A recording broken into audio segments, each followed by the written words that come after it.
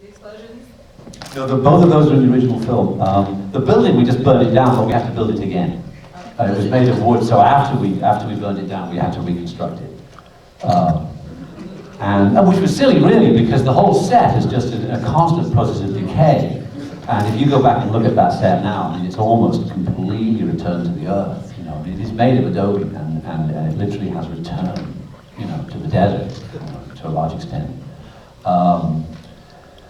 And the car thing was just one of those things. You know, you do those stunts. You know, you drive the car to the telegraph pole, and you know, and they set off the thing. The only problem was that we had to do it twice because the stunt guys got a little bit carried away.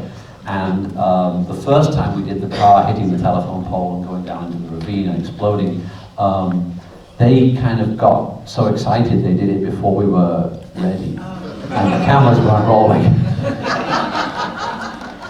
So we had to do it again the next day in another little red car. But the building was a one-shot deal. I mean, it's always interesting to me because you have your one chance, and if something goes wrong with the film, you know.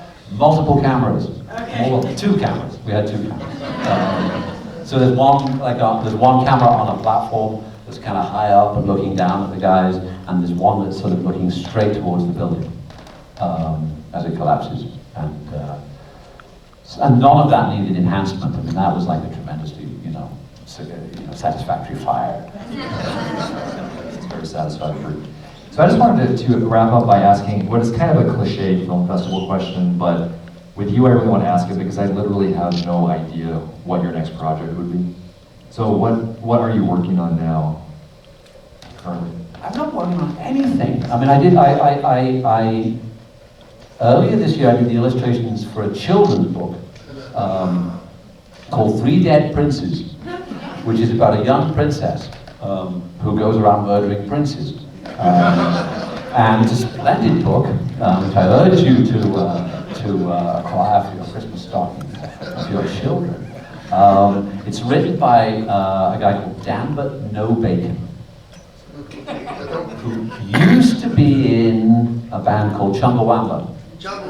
Yeah, and Chumbawamba, there were about 8 of them. They were kind of like the Pogues. They were a very big band, and they reduced themselves 3 or 4 years ago to like a 4-piece acoustic band. And Dan moved to Twisp in Washington, almost up in Canada, like with his wife and his children. And he wrote this children's book. I illustrated the children's book, so it's, I mean, there's no money in independent film, so I'm thinking maybe a children's book illustration. Any children's book publishers here and need illustrations for their books, let me know. That's where the money is. Kids publishing, of course. It's like L. Ron Hubbard, if a guy really wants to make some money, he's going to start himself a religion. And you can get on Oprah and then you're set. So. This is my equivalent of Oprah. This is you are my Oprah. I've never been called Oprah.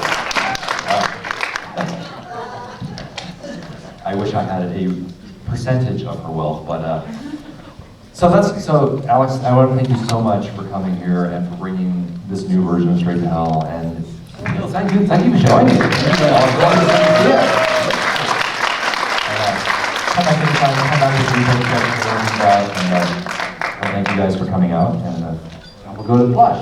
And it's off to Plush. Yeah, the party at Plush. Thank you. Are you raising your kids? No, so Dan lives in Washington. I'm in Southern Oregon. And I have no kids. I only have dogs.